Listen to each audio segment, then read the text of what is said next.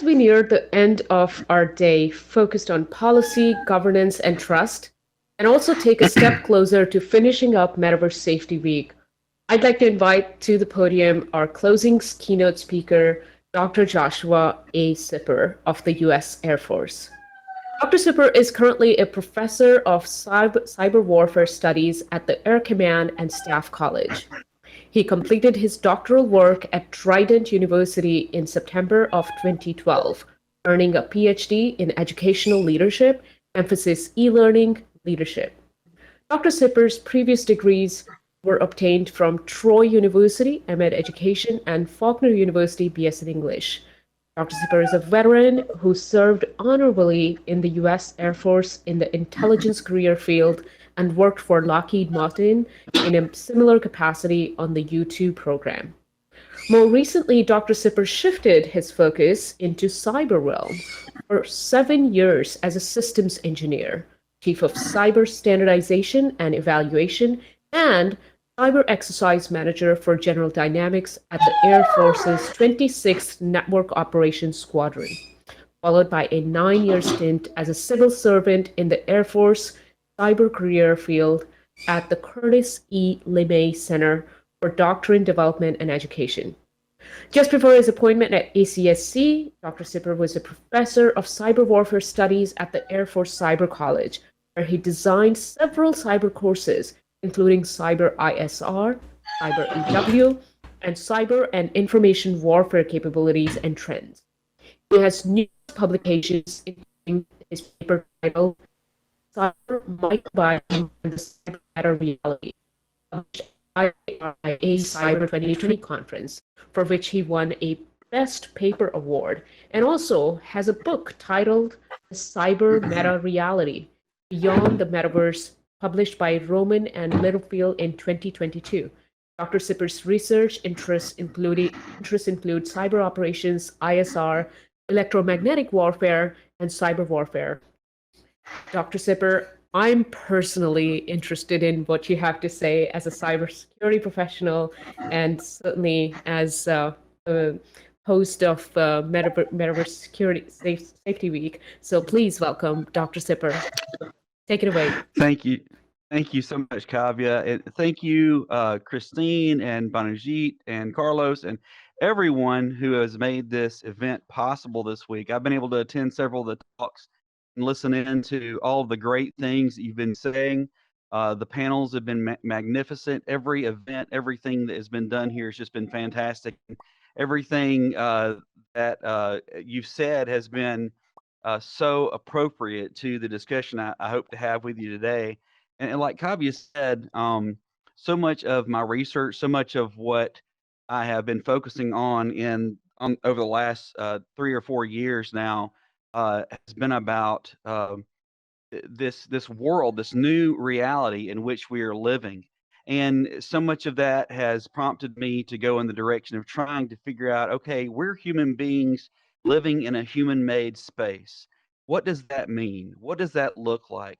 What are the eventualities of that? And how do we kind of look more deeply into that? How do we look into the scientific aspects of that and things of that sort? Because so many of the things about our physical world have, for hundreds, well, thousands of years, really eons, we've been sciencing those things out, astrophysics and biology and zoology and all of these other sciences that we have developed really in-depth ways of understanding our physical world. But we're just now on the precipice, just now entering into this new reality that I call the cyber meta reality. And I'll talk a little bit more about what I mean by that as we go through, because it's much larger than just the metaverse. It's something, it's a world, it's a reality that is enormous and huge and growing all the time.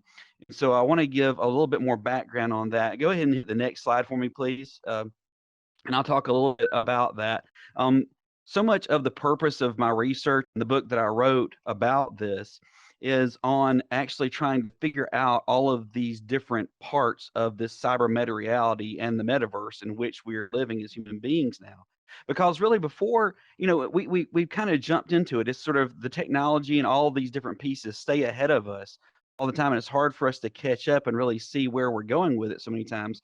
And I felt like, look, we need to kind of take a step back for a moment, look at this in an in-depth way, and start trying to sort of science out, so to speak, this new reality or reality about realities in which we're living as human beings, and try to see that from that kind of perspective to build things like what I'm talking about here with ontologies, or the ontology of the cyber meta reality and the metaverse, which is the nature and theory of beings of being in the cyber meta reality. So it's not just about the nature and theory of being of cyber meta reality and the metaverse itself, but us as human beings within it.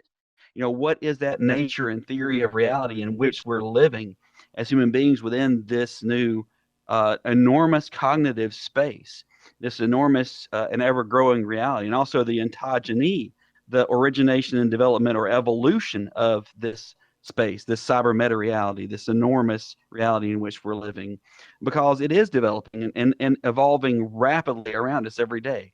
There's always something different. There's always something changing, and it's extremely difficult to keep up with.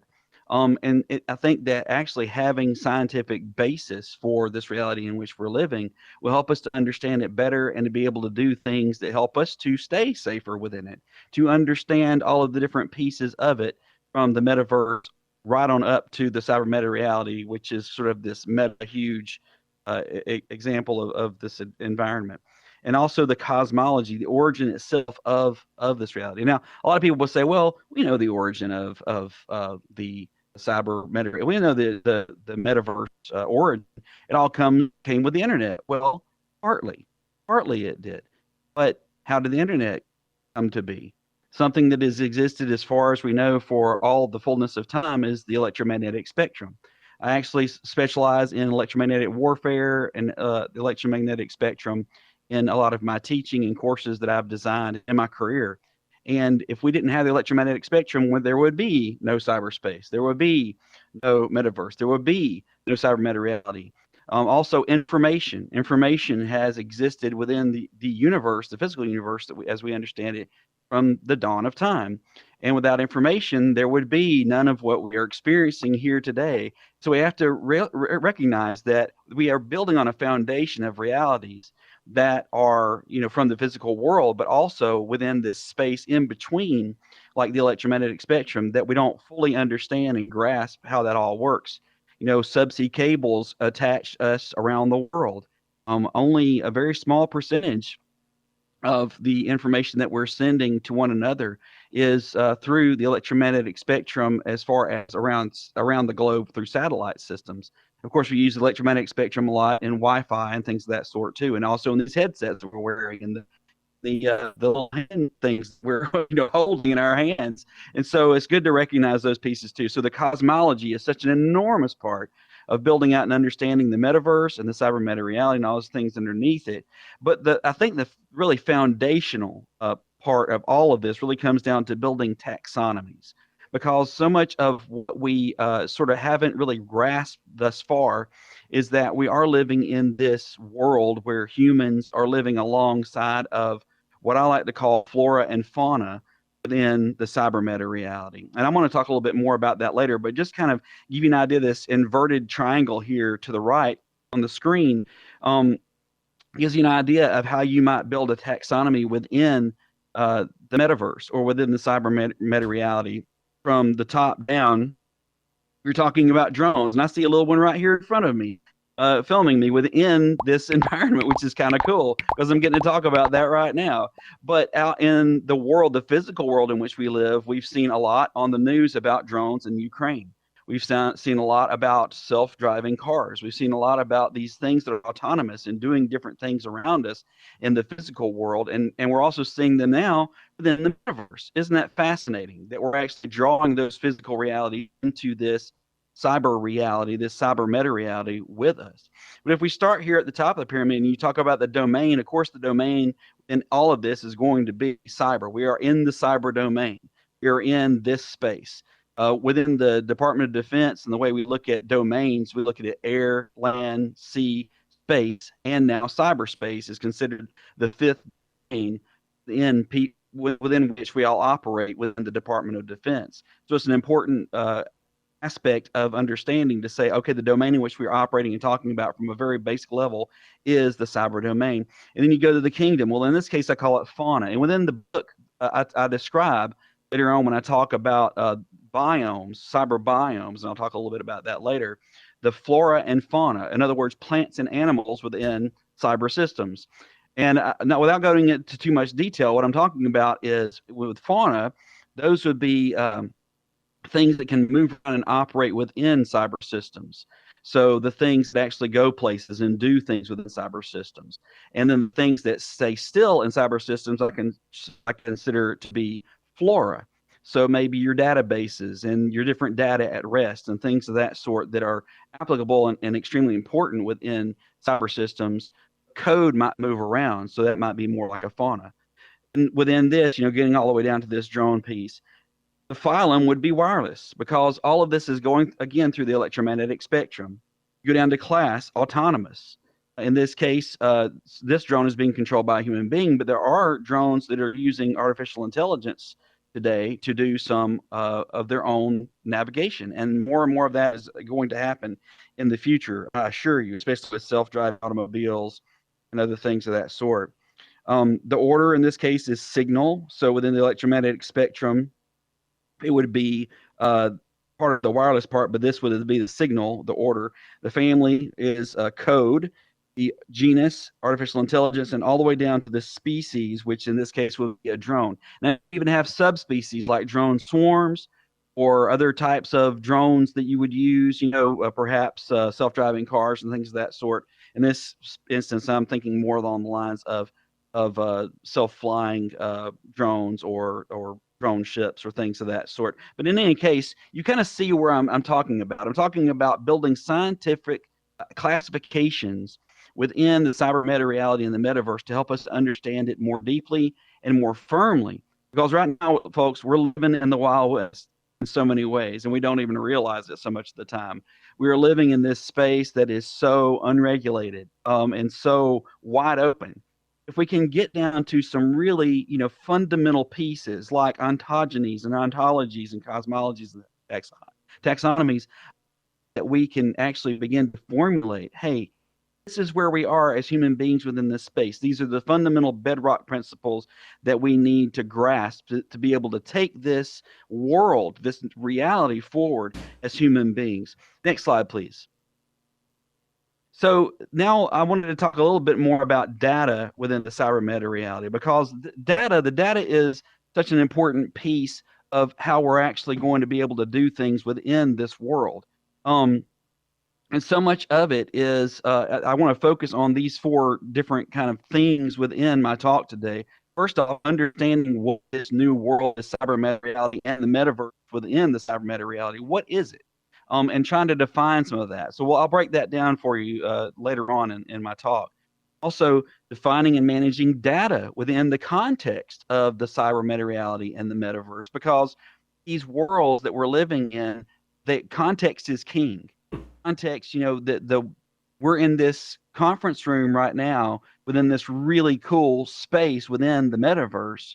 But if we were to change this to a dungeon, automatically the whole feeling of the room, everything within it, the context, everything would change. If we were all in individual jail cells trying to do the same thing, it changes the context completely. So it's important to understand the not just the spaces, but also the data within those spaces. I want to analyze look at analyzing the meta reality multidisciplinarily, and that's a word I guess I made up, but it's basically, there are so many different disciplines, and I'll talk about those more specifically later, that we need to be able to look through the lenses of, not just the technological lens and not just the political lens, things,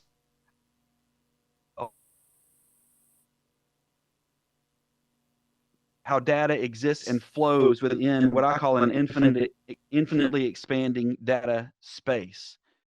This is kind of what this picture to the right gives you a little bit of a taste of. The idea that as we move forward in time and as our technological capabilities and sophistication go up, the data begins to grow and grow and grow, and it shows no sign of stopping. it's growing apparently toward infinity. If you were to continue to have these two axes go off into the future indefinitely, so too with the amount of data and information and just the very depth of all of that would continue to go forward into infinity as well. So next slide, please.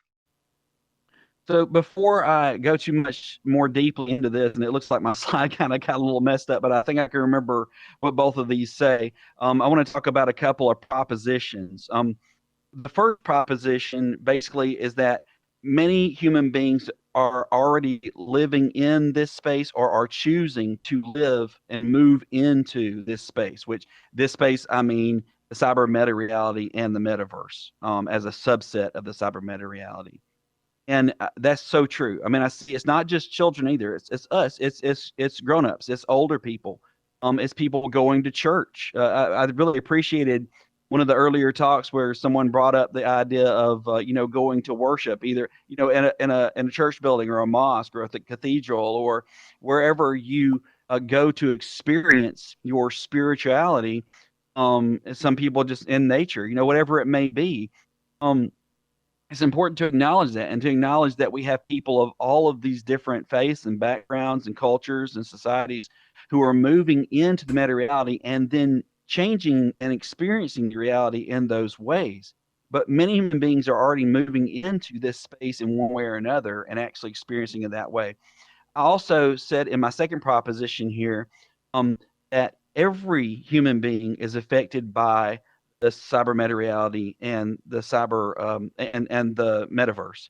And I mean every, because even if you consider indigenous tribes who maybe live on islands out in the middle of the Pacific that have not encountered people from the outside very often, I can guarantee you that someone has by now gone to those places, taken photographs, video, done interviews with these people, and they've posted it within the cyber meta reality somewhere. It's there. The information is there. And as a virtue of that, a byproduct of that, those people have been affected. So the entire world, in one way or another, has been affected by this growth of this cyber meta reality and metaverse. And the final piece is that since we have these positions, therefore, this basically changes the fundamental ways in which we as human beings are living within this world. And I firmly believe that. I believe that this has changed the way that we look at not just the data world and the metaverse world that we're experiencing, but the physical world around us. You consider the layers of cyberspace: physical, logical, and cyber persona. Those are generally described as the three layers of cyberspace in all the literature that's out there.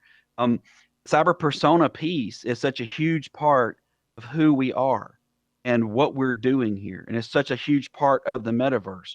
We can't forget those physical and logical layers as well and how those apply to these spaces in which we're living as human beings within the cyber meta reality. So let's go to the next slide, please. So understanding the cyber meta reality, what is this space? What does it mean? Well, the way that I define it in my book, because this is a term that I coined myself. And when I started this research back in 2020, and I submitted the first paper that Kavya mentioned a moment ago to the ERA conference in France that year, I looked everywhere to see if anyone was talking about this concept of a meta reality within cyberspace, and I couldn't find anything about it anywhere. So I thought, okay, this is interesting. I want to dig into this some more. And so I wrote the paper, and essentially they said, wow, this is a game changer because nobody anywhere is talking about this. Nobody anywhere has thought about this concept of this cyber meta reality, the microbiome, the biome, all of these different pieces of this world cyber that we're living in now as human beings. And I can understand why they hadn't been thinking about that because, honestly, we just kind of take for granted, okay, this is just this space in which we're living is just a representation of the quote unquote real world that we live in physically every day. But that's not true. It's not true at all. It's a totally new space. It's totally different. the laws of physics don't apply in the same ways, and I'm going to talk a little bit about that later too. And we have to remember that and always recall that, human beings living in a space that was created by human beings, there are going to be things that we can do here. There are going to be things that we can experience here you will never experience in the physical world. And so those are things to keep in mind. But the way that I define it in the book is that cyber meta reality is a reality about and comprised of other realities. I look at it as a multiverse. So you may have heard of bubble universes, all of these universes out there that we can't experience because we live within the universe that we can sense with our own senses. But the astrophysicists, quantum theorists have all hypothesized about this concept of bubble universes and the multiverse. And I believe it's exactly what we're living in cyber meta reality. However, within this space, we can bump up against, we can overlap, we can experience many different realities all at once. Isn't that fascinating? Isn't it amazing that we can actually do that here without having to hypothesize about it, but actually build it into theory because we can observe it? It's fascinating to me. And I think it opens up new fields of study within quantum physics and within astrophysics as well, for us to actually start to delve deeply into those things, even model those things within this multiverse, which is the cyber meta reality. But within this cyber meta reality, I think three different things can happen because everyone really creates their own reality. Now, you could say the same for human beings in a psychological sense. In the physical reality in which we live, we do kind of create our own realities in some sense. But within the metaverse and within the cyber meta reality, we truly can create our own worlds. But what can happen within those worlds? There are three main things that I've seen that can happen. First off, we can invite others to join and participate within our own worlds, within the ones we've created. And we can invite them in, and that creates common data. That creates all these possibilities for us to come together as human beings. Also, realities can collide, and that creates disparate data. You hear about echo chambers. You hear about confirmation bias. All those things can happen in those kinds of situations, and also realities that actually shatter and produce fractals and infinite data spaces and realities. I kind of link that to chaos computing, which is possibilistic computing, which I won't try to delve into here, but it's something you can look into in your own time. Let's go on to the next slide. I think I only have about 10 minutes left, and I want to keep us on time. So also defining and managing data in the cyber meta reality. So much about the data that we're trying to get down to is data salience. What does it mean? How are we using it?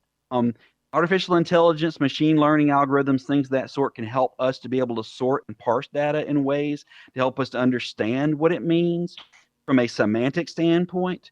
Of course, we have to determine the data usefulness, what it means to us as far as can it be useful in the way we live our lives within the cyber meta reality. Also, we have to secure that data. That goes so much back to the safety aspect of this, securing that data, keeping it safe for ourselves and for others within this cyber meta reality. But really, the bottom line for all of this is what I call, well, not just what I call, but what is data semiotics. And the difference between semiotics and semantics is semantics really just talks about the linkages between data and information. Semiotics is all about meaning. What does the data, what does the information mean to you? What does it mean to me? Some people talk about, from an artificial intelligence standpoint, the concept of the singularity, the idea that artificial intelligence will eventually outrun human intelligence in many ways, shapes, and forms. But the only way you're going to get to that point is if you can teach that artificial intelligence to care, that it can actually derive meaning, like human beings derive meaning.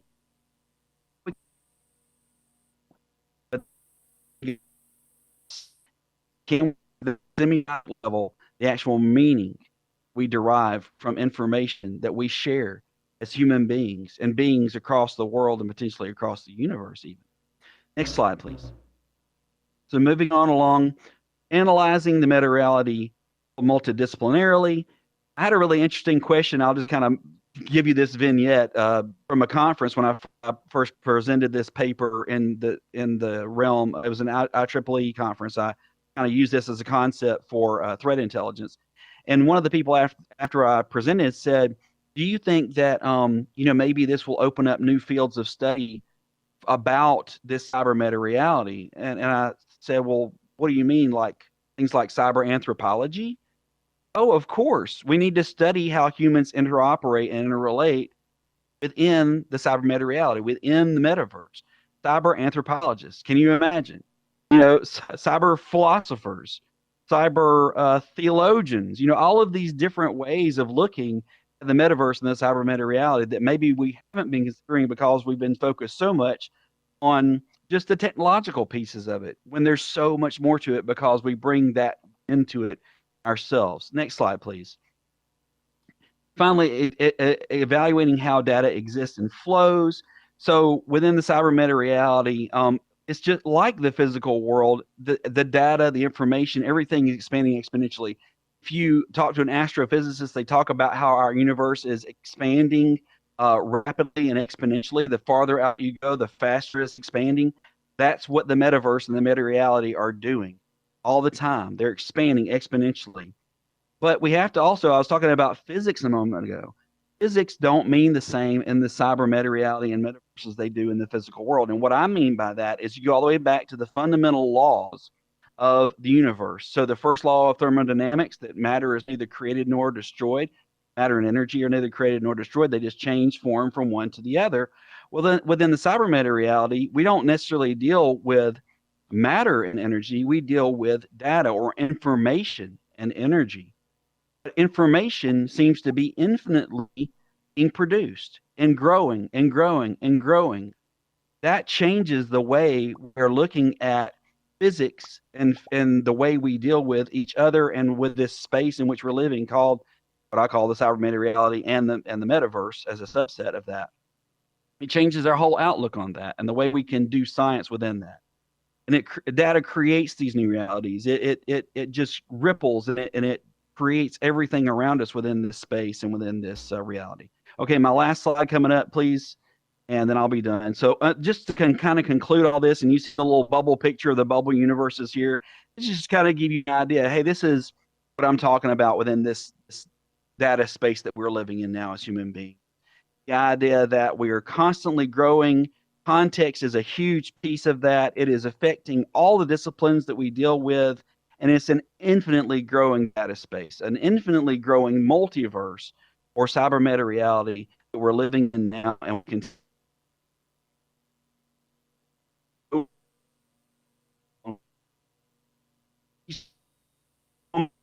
have my information for anyone who would like to contact me, email and otherwise. Thank you so much for your attention, and hopefully I'm on time. We probably don't have any time for questions. If we do, that's great, but if not, that's okay too. Thank you so much for your attention. This has been amazing.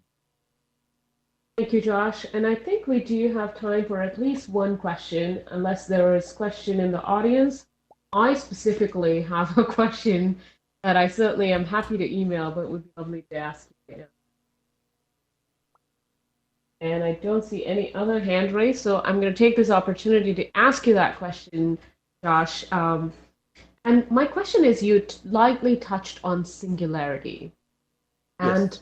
now that we know, and I was really enlightened by your slide where you said the realities, the matter, the thermodynamics, and these kinds of laws are different in these matter realities. So how does that impact the point of singularity? I mean, I don't know about you, but I totally believe that we are very fastly moving towards that point of singularity. These developments in artificial intelligence are indicative of that. And we're Yes. also progressing at an exponential pace. So I really wonder, how is that impacting our point of singularity then?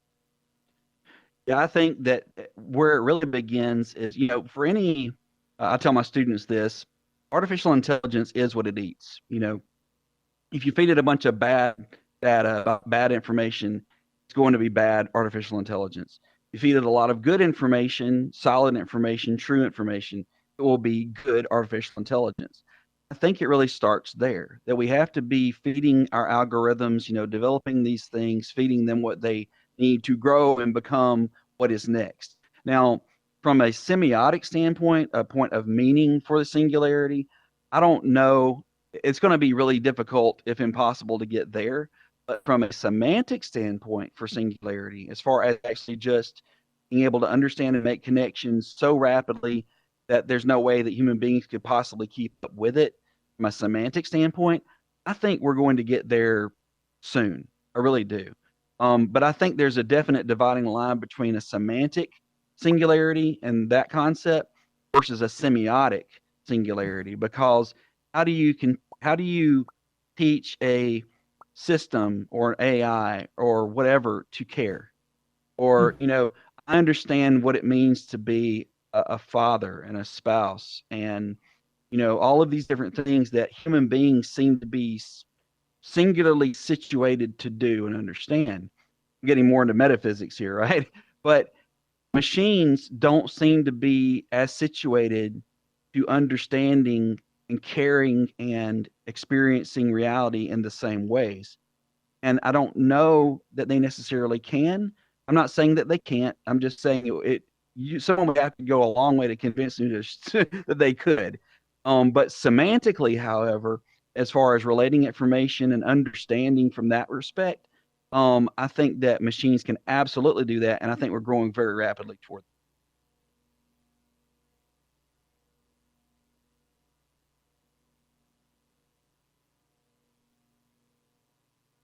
And thank you for that. And thank you, everyone who has stuck around with us today. Joshua, what an insightful closing keynote, and really appreciate you making the time.